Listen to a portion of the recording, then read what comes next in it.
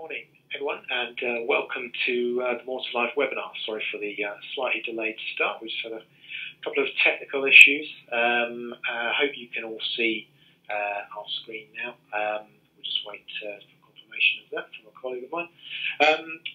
We thank you for joining us and thank you for being prompt.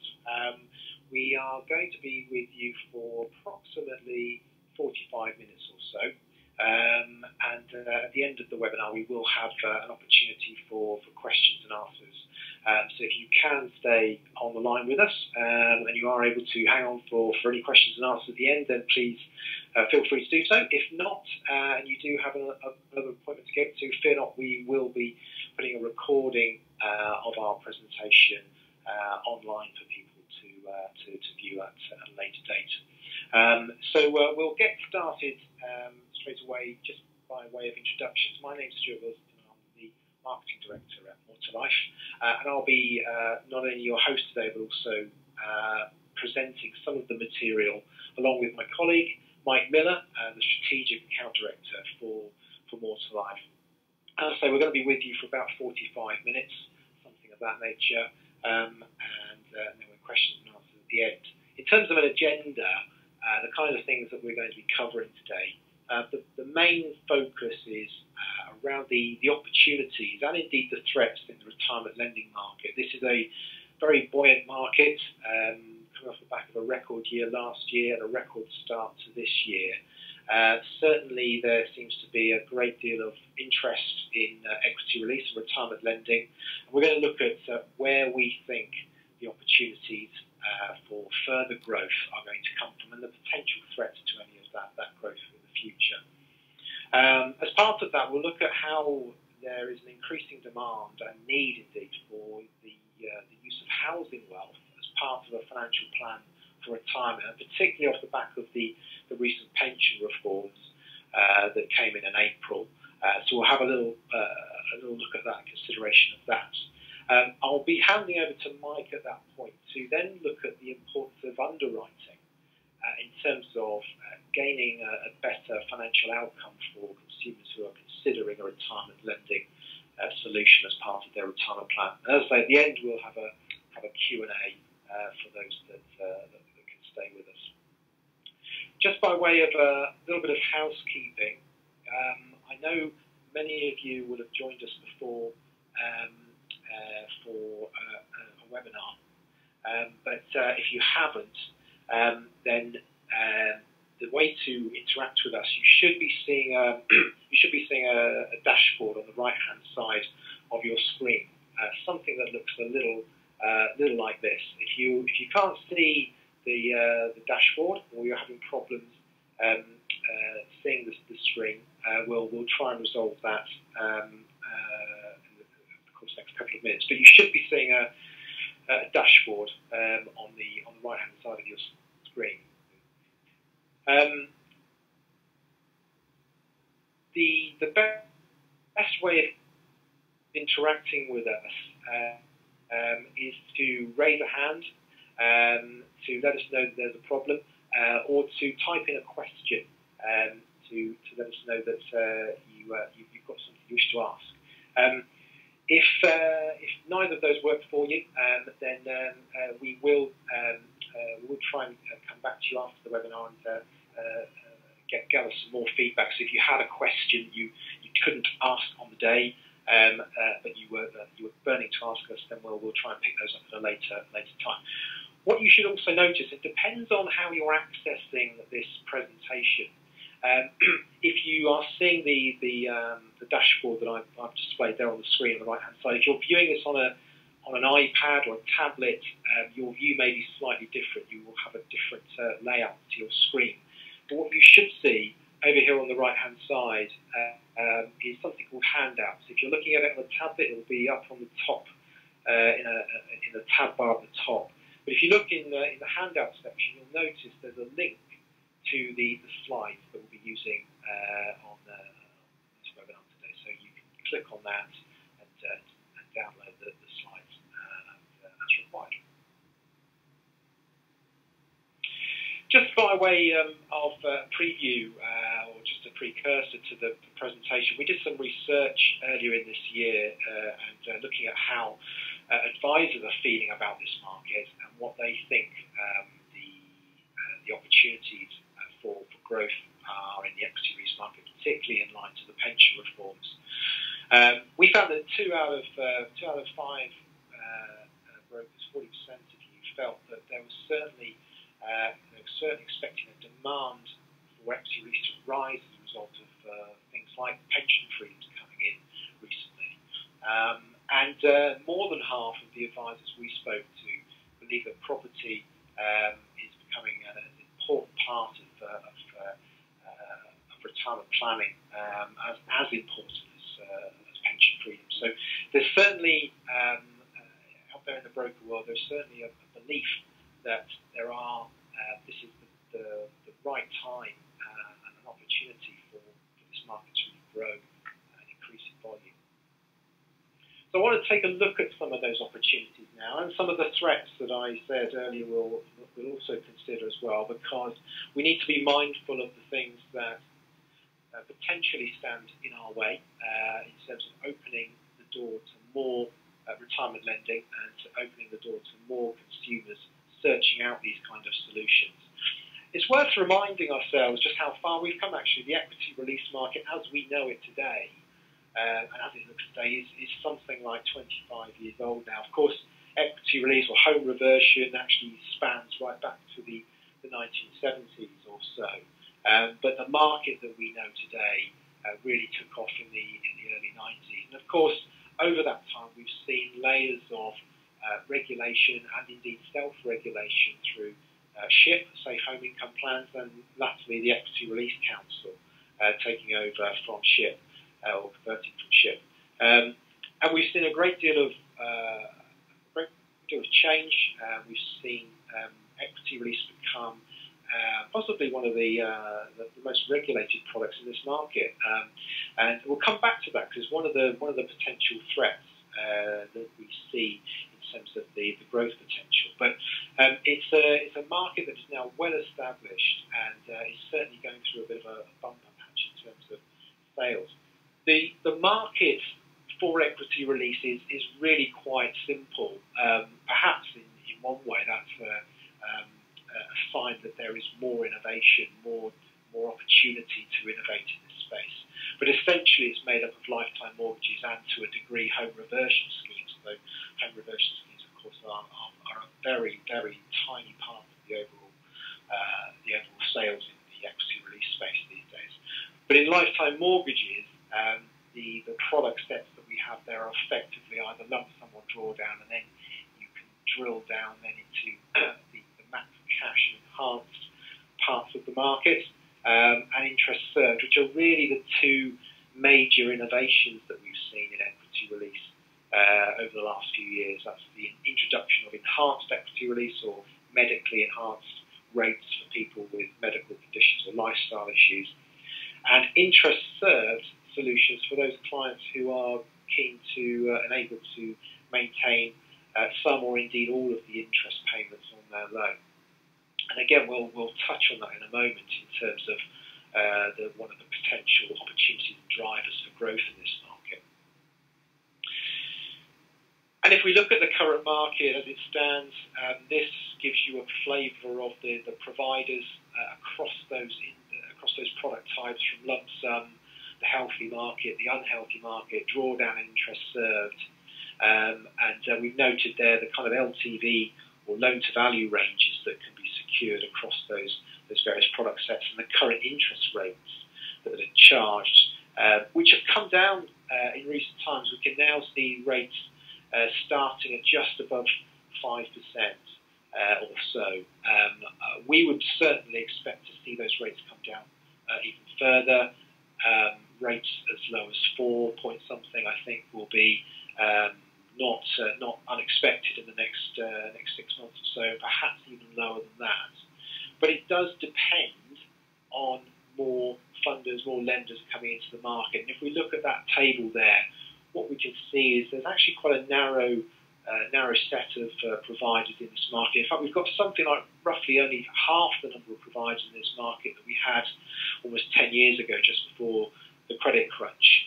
So certainly there is room for more lenders, more funders coming into this space, and that in turn will drive innovation. We've seen that already begin with the likes of Legal & General coming in to the marketplace, and we expect others to enter as well. So we should see more funders. That will drive more product types, more innovation, and that in itself should also see those interest rates tumble even further. If we try to put the equity release market into a little bit of context here, last year we managed to write about £1.4 billion of business, which was a record year for equity release, and quite rightly so, everyone patted themselves on the back for that.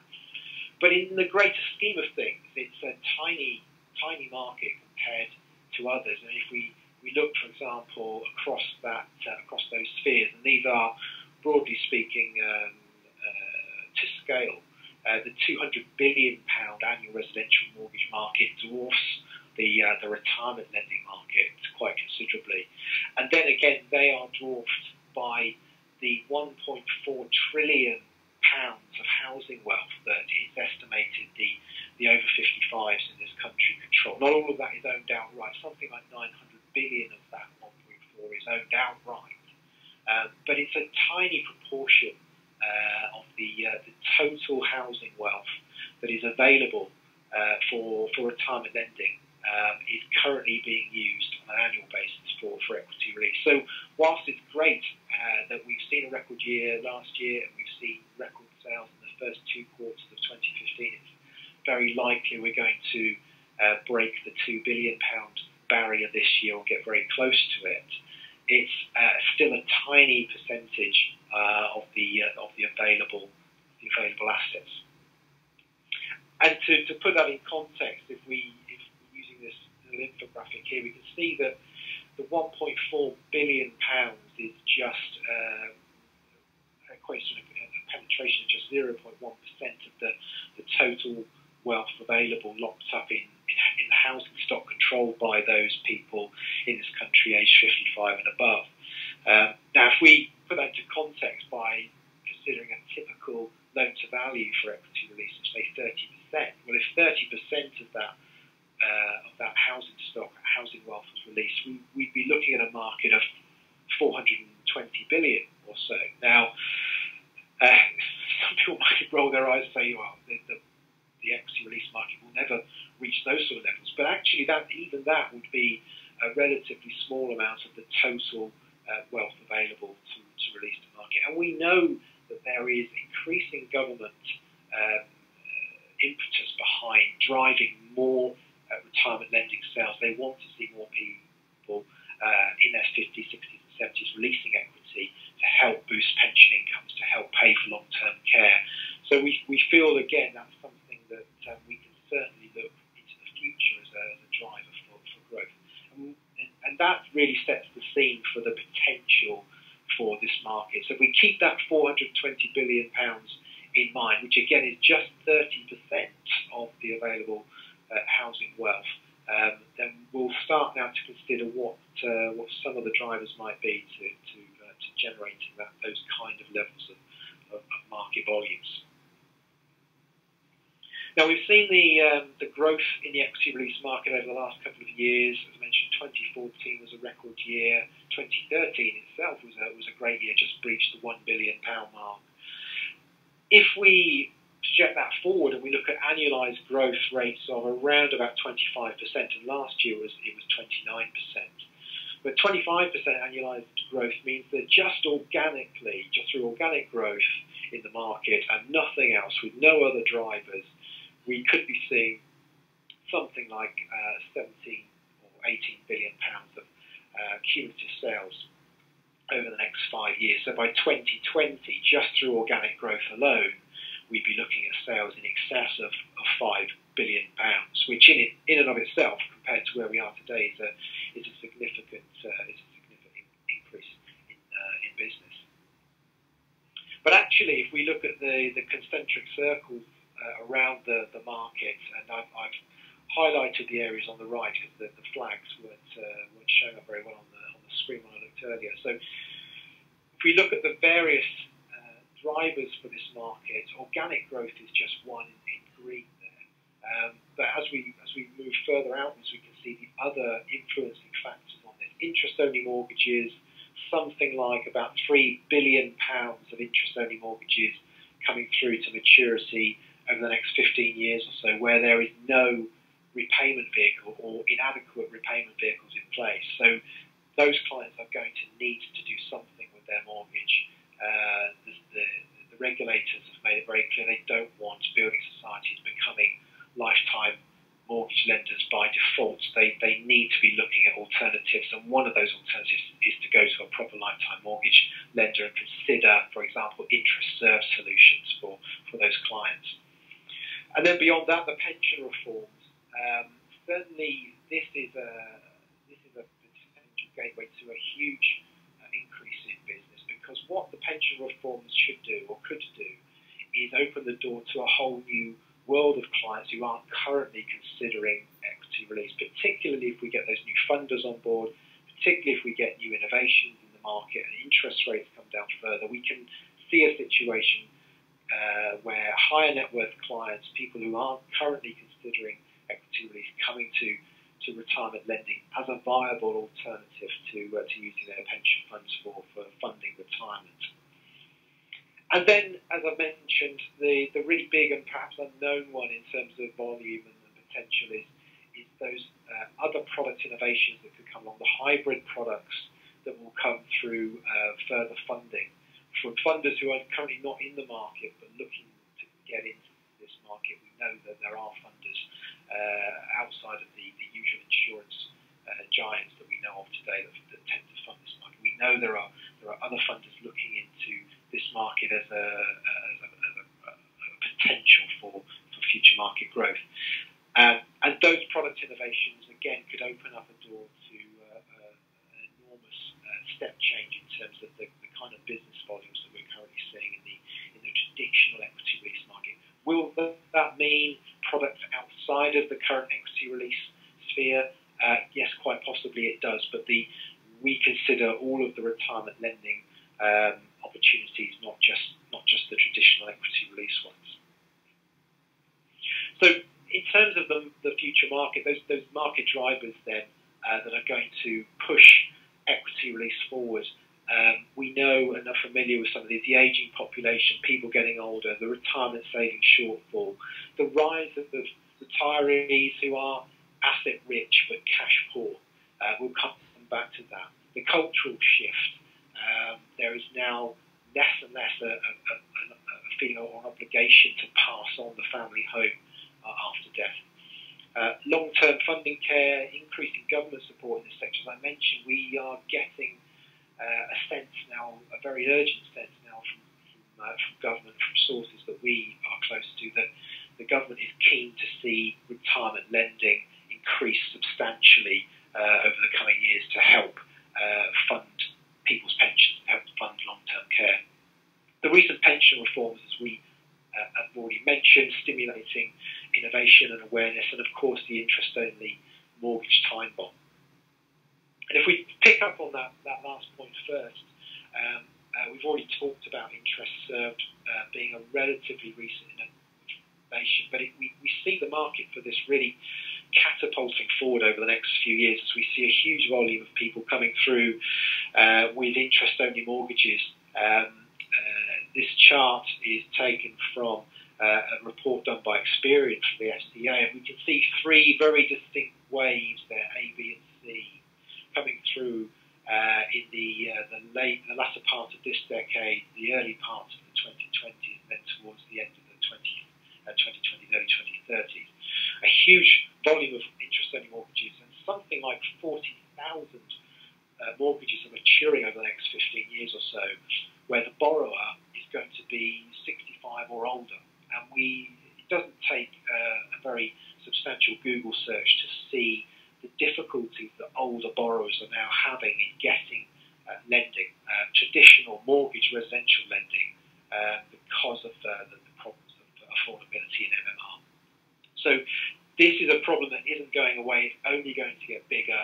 It's something like 3 billion, or at least 3 billion every year of mortgages that need to be repaid but cannot be repaid by the borrower, given that they don't have an endowment in place, or certainly not a sufficient endowment in place. So there's a market in and of itself there that will feed equity release for some considerable time to come. The ageing population, it's no surprise, and it's no real headline news that people are living longer, getting older, the number of centenarians growing annually. Average life expectancy at 65 now is already 22 for men. It's something like 23, 24 years for women. And by 2050, people will be living 25, 30 years into retirement. For some people, retirement will be longer than their working lives, and that's quite a scary thought. And when you overlay that, the long-term funding care requirements, and again, by 2050, the Joseph Rowntree Foundation believe we'll be spending something like 54, 55 billion pounds a year, close to 2% of our GDP on long-term care funding needs. You can see the potential for equity release in terms of the way it can transform people's lives and help them get the funding and the care that they need to stay in their own homes rather than moving into long-term care and nursing homes. We mentioned earlier the rise of retirees who are asset-rich, cash-poor. This is taken from the Market Monitor report that Key Retirement does.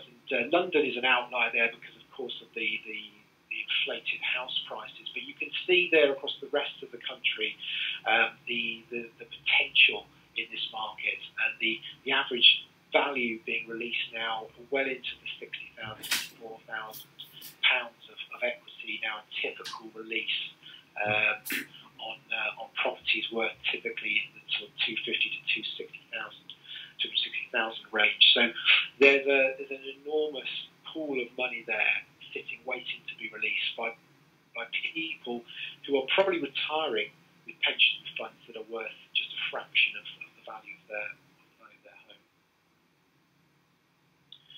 The cultural shift also is an important one to bear in mind. There is no longer this necessity or desire on behalf of people to pass on a property to children, whereas our parents and our grandparents certainly would have felt almost obliged to do so. That's certainly changing. Attitudes to debt in retirement are changing. Our own research and report into lending retirement that people are much more, the baby boomer generation coming through retirement now are much more likely and willing to take on debt in retirement, and indeed expect to have some form of debt in retirement to help fund the kind of retirement that they want. And equity release is an ideal retirement planning tool in that regard. I've met a chap in his 90s who is a record-breaking wing walker who only took up wing walking because he got bored of just flying planes and sitting in the pilot seat. And it was equity release that helped him actually fulfill his dream of becoming a wing walker. So it just goes to show, a bit of an extreme example, but it shows how equity release can be transformational in terms of what it can do for retirement, turning an ordinary retirement into potentially an extraordinary one.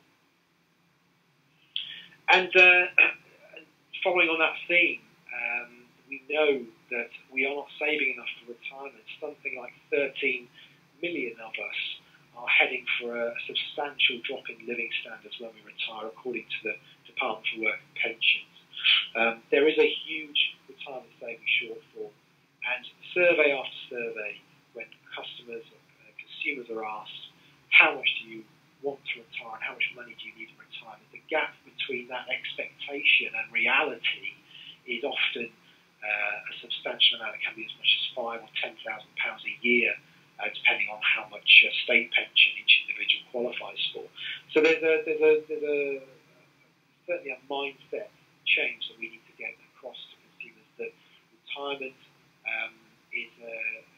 has to be hard saved for, and most of us have not done the hard graft that we need to do. And so the pension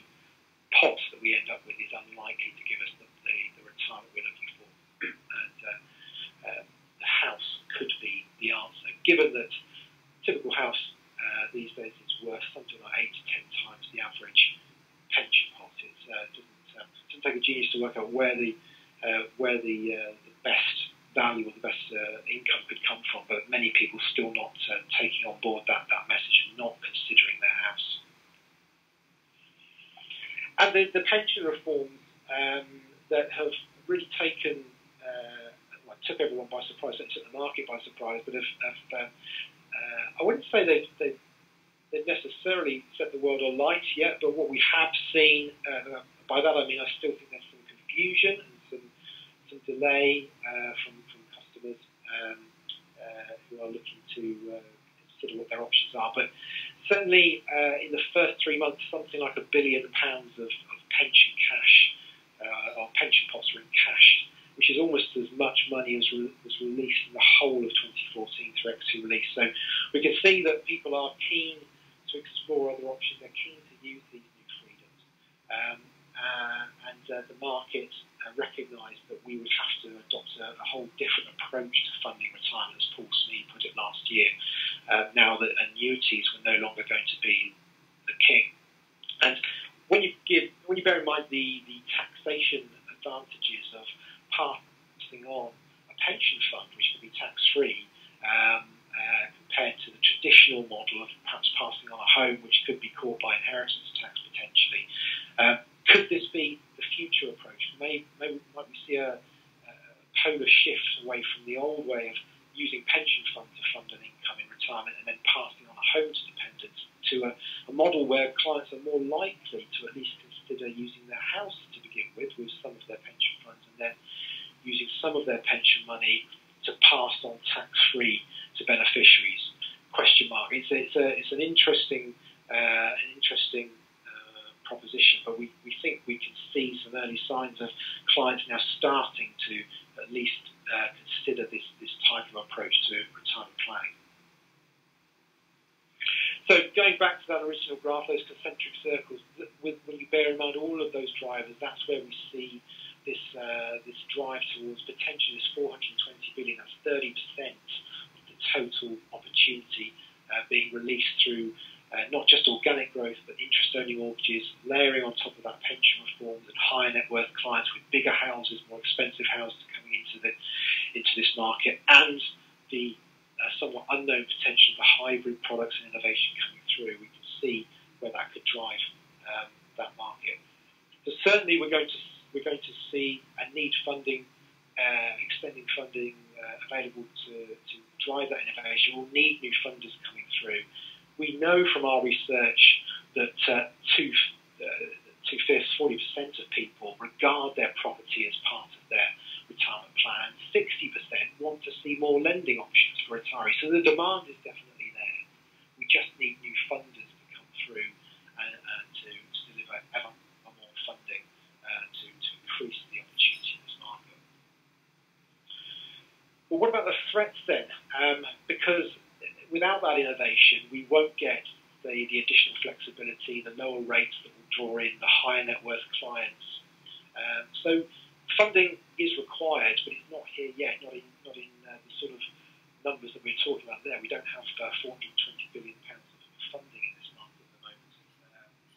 So we certainly need that to come through. We need other funders to look at this market more seriously. And are there enough advisors? Are there enough advisors to take up that challenge? We think there are, and we are seeing through our own experience, we know that more and more advisors are coming into this market. IFAs who perhaps haven't been active in equity release but have been involved in wealth management. We're seeing mortgage brokers coming into this market as well, those who have been working in the residential mortgage market. So we think that there is increasing demand, increasing numbers of advisors coming through, but that's certainly something that we need to bear in mind. And we shouldn't dismiss the fact that there is a lingering mistrust amongst some people around equity release. Again, in our research that we did, nearly half of those who said they weren't thinking about equity release said it's because they don't trust the products, they think they're too expensive, or they're worried about inheritance. And all of that could be summed up. I'm sure you saw or heard about the recent Andrew Castle story. It was in the Times and the Daily Mail picked up on this. It was his wife's parents, I think, who took out an equity release scheme, and he's been bemoaning the rip-off of equity release. And it's a very emotive subject. I want to talk about the rights and wrongs of his particular case, or his wife's parents' case. But what I would say is that if we go back to the beginning of my presentation, this market is highly regulated. And I sat in a presentation recently where the FCA said this is not a market they have concerns over. Yes, of course, they want to see more competition. Yes, of course, they want to see prices coming down and competition increasing and more choice. But they don't have concerns about the compliance and the regulatory issues around equity release. And it's worth bearing in mind, and you can check out this for yourself via the FCA website, that equity release actually generates the lowest level of complaints across the whole of financial services. Usually complaints arise from children who are unaware or have not been involved in the process and only come out to find that their parents had an equity release scheme after their parents have died. Which is why we always, and I'm sure you do too, recommend your clients involve their children and involve other family members in the process as much as possible. So certainly those are threats to the market growth, but they're not insurmountable, and I think we have a lot to be positive about. I think it's a good segue into Mike's section now on the importance of underwriting. Another issue that we need to bear in mind is one that could come back to bite us if we're not careful, is the importance of underwriting and the importance of making sure that clients are given and presented with all of the options when it comes to their retirement lending solution. So I'll pass over to Mike now to run through the importance of underwriting. Mike. Thank you, Stuart. Okay, good morning, everybody. The importance of underwriting. I thought it important, firstly, that we have a look at perhaps the history of enhanced rates and where this all started, the importance of it. So, annuities, the annuity market, enhanced rates have been part of that market since the early 90s. Now, it started pretty much as smoker rates back in those days, but an actuary called Nick Anderson was dying of cancer. And he thought it was grossly unfair that he was going to get the same rates as the person next to him who was going to live for 20 years in retirement. So he created the Anderson tables, which were basically mortality tables for people with sort of health conditions. So initially it started off that it was impaired for people with cancer, heart problems and things like that. But gradually, as it developed, people realised that a combination of factors like blood pressure, overweight, diabetes would also give you an enhanced rate. Now, basically what we're talking about here is any conditions that actually give you less life expectancy, so you're going to live a shorter life than somebody who's completely healthy. So initially it started off, there was a very small amount of people who were actually getting enhanced rates, less than 10% in sort of like the mid to late 90s. And it took an awful long time for people to realise and accept that a little bit of underwriting would give them a higher income. Now, that developed and developed over time, so it went from 10% of the market to, in the noughties, being up to 60-70% of people aged 65 and above have a limiting long-standing illness.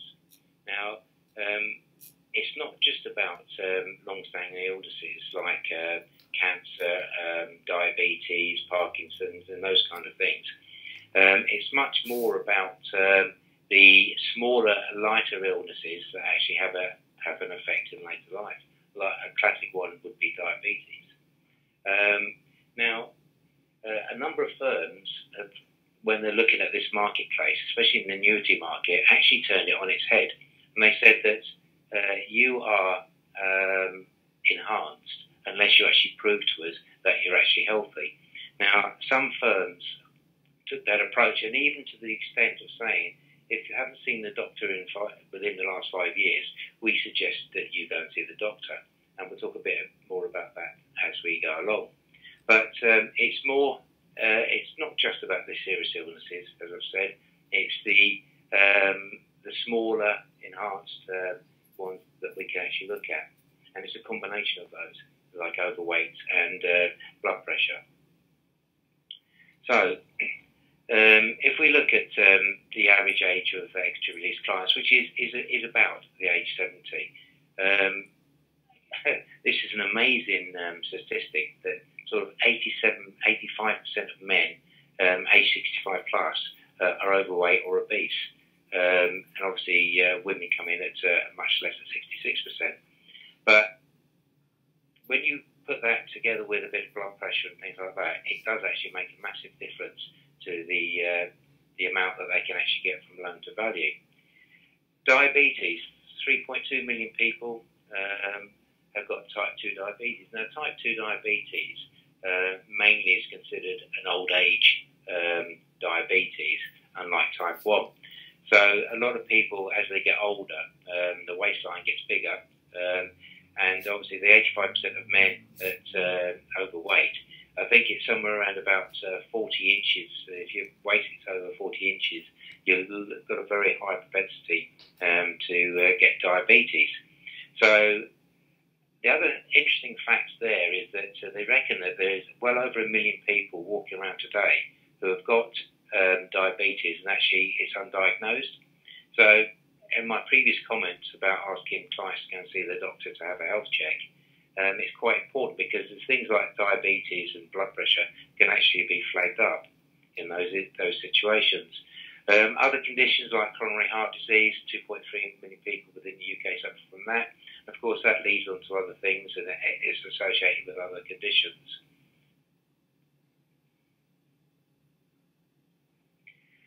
Now, let's have a look at a case where retirees are living longer. We know that from previous fact that Stuart has given us. People are relatively healthier than ever before.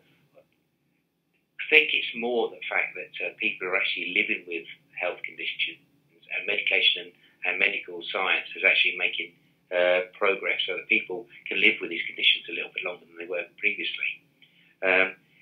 But within all of this, it's much more important that we actually look at the big picture when we're talking about health issues and things like that.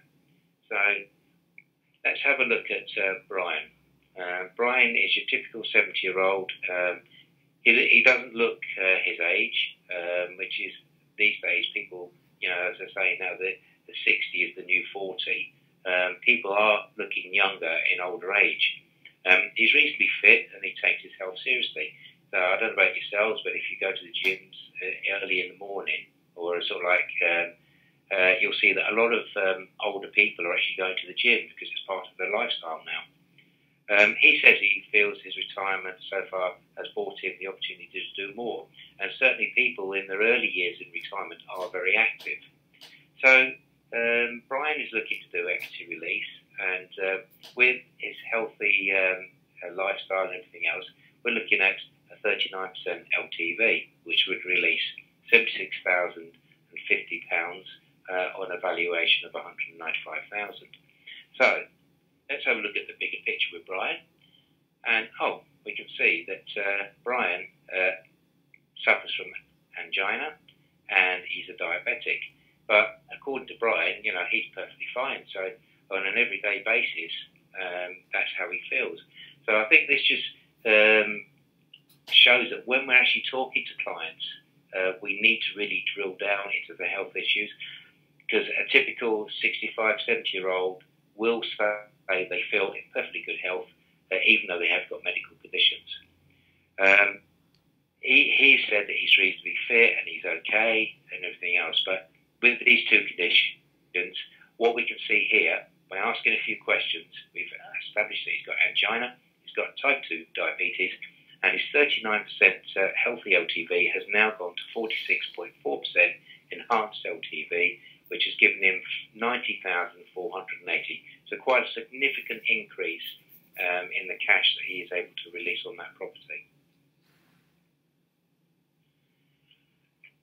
So it is all about asking the right questions. And when we're talking to clients, and yes, they look healthy, and yeah, they may be as fit as a butcher's dog as far as they're concerned, but by simply asking a few simple questions, we can establish. So when we're talking to clients, don't just say, are you in good health? It's a case of explaining to them that medical conditions will help and give them a larger loan to value. Because in a lot of cases, it's turning everything on the head, because we're all aware of dearer life insurance premiums due to health conditions. So we're all conditioned to actually be economical with the truth when it comes down to health.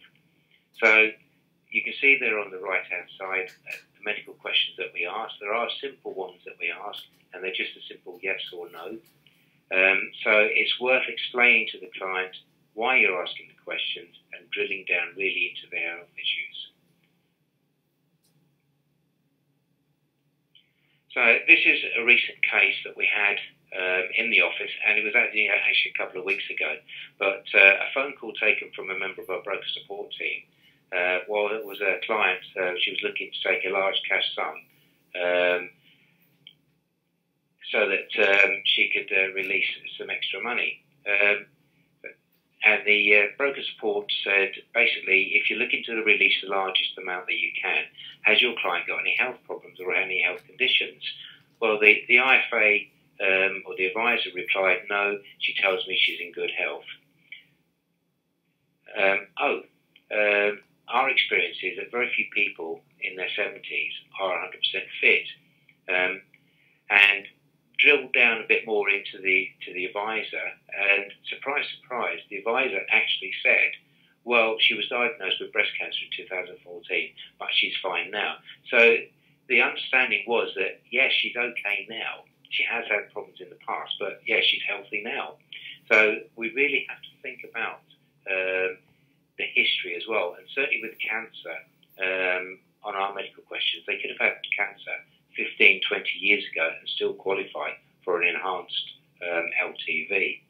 So it's very, very important. And in that case, the advisor was really unaware of the fact that they have to look at their previous history and the effects it would have on their LTV. So when we're looking at asking these questions, now a lot of people have misconceptions. They don't think it's relevant. I'm all better now. So because they've had illnesses in the past, it's not relevant to today. But obviously it is, because a lot of those illnesses and that have an effect on your life expectancy. They might be embarrassed. People do get embarrassed about answering health questions. They feel it's an intrusion into their life. But if we explain to them the reasons why we're asking the questions and the advantage to them, in that they can get the higher LTV, then that may actually bring them to disclose what they've got.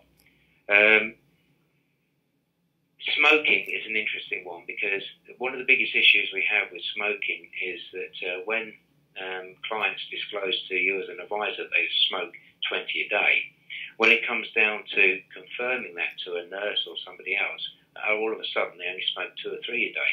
And the amount of instances we have where we get reports back where they're not smokers, where they don't want to tell someone from the medical profession that they are a smoker because of all the bad publicity and everything else about being smokers. And let's be honest, smokers are becoming more like pariahs in the marketplace, where they have to smoke at home and they're not allowed to smoke anywhere else. So that is a big issue. Long-term complaint may be normal to them. They've lived with it for most of their life, but in point of fact, it's very important. And of course, diabetes is a classic example of that. And blood pressure. A lot of the time, people are diagnosed with blood pressure and they're prescribed medication, but typically older people don't like taking tablets and things like that, so they don't take the medication. So there's lots and lots of issues.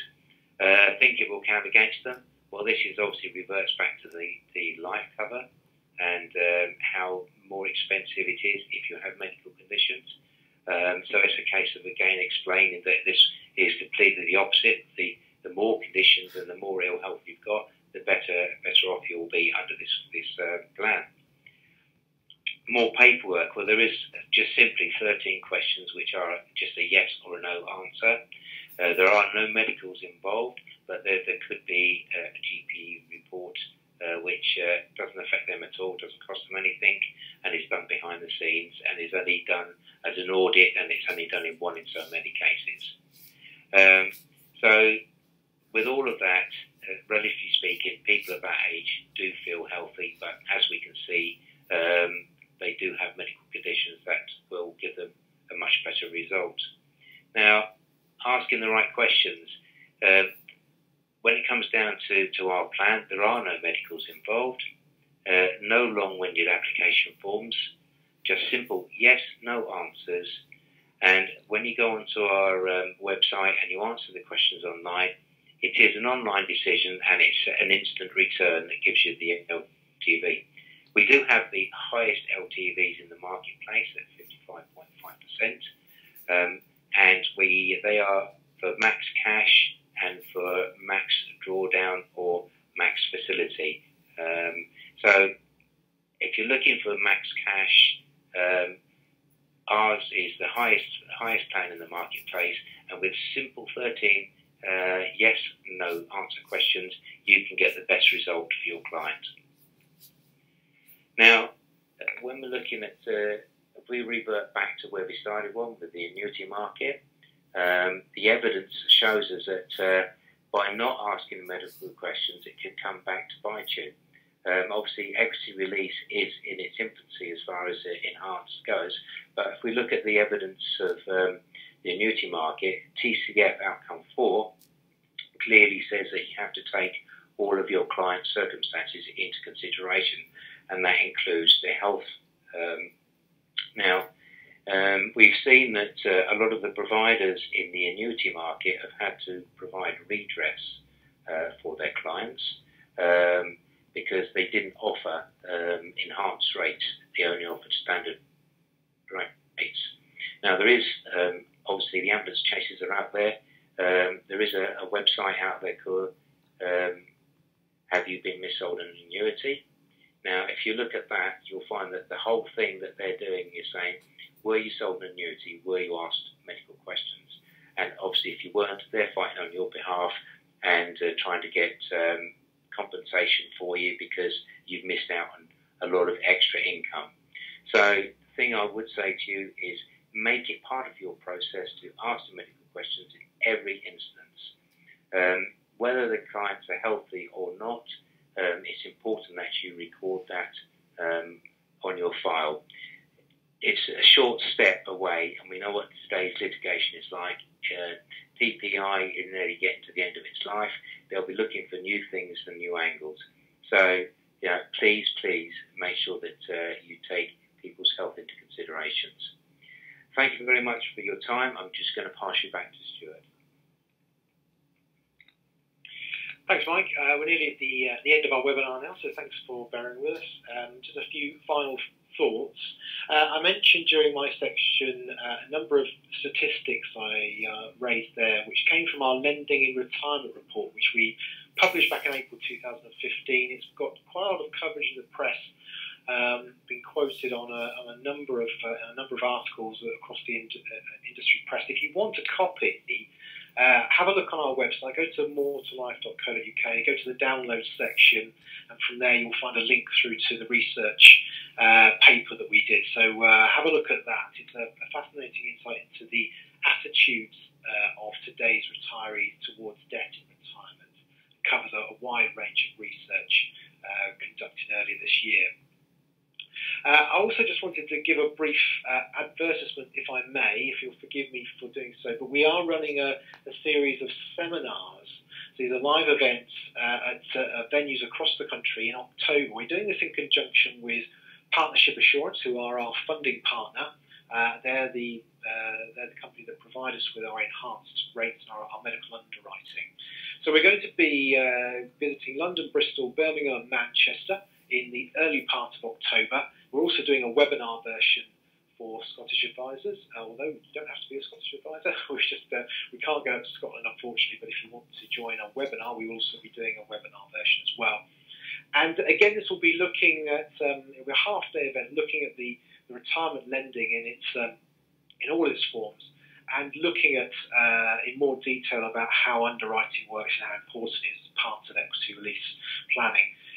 We'll also be including sessions in there for business development, such as how you go about marketing equity release to your clients and getting more leads and using customer relation management techniques to develop more leads for equity release in the future.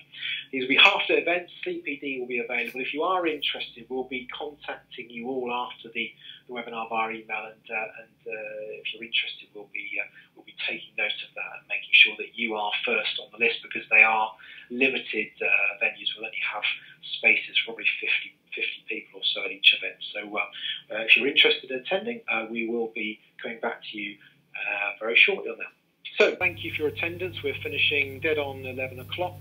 I hope you enjoyed the webinar. If you did, we'd love to get your feedback. As I say, we will be in touch, and if you do want to attend our great retirement lending debates, we will be giving you more details in due course. So thank you very much again, and have a great day.